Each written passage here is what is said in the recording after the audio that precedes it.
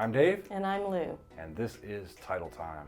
So a question I often get before we go to closing is, how does the process work?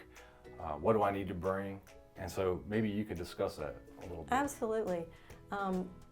We make sure that all the documents are in and all the funds are in and everything's ready to close. But when you come in to sign your closing documents, everything's been taken care of, hopefully by that point. Right.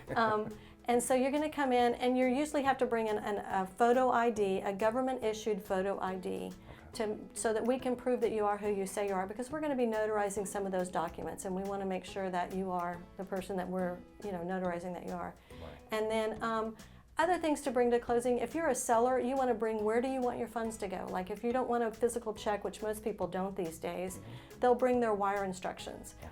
And we verify those right at the table to make sure that we get the right instructions so that we can get your funds to where you really want them to go and not to somebody else's account.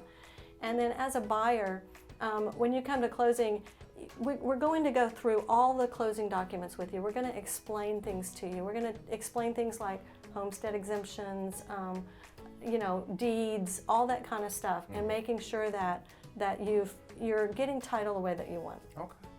So for the average seller, how long does that process take for the seller?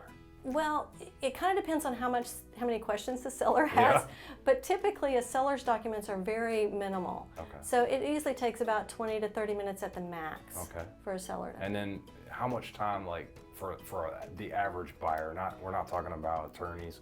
We're not talking about engineers. We're just the average person.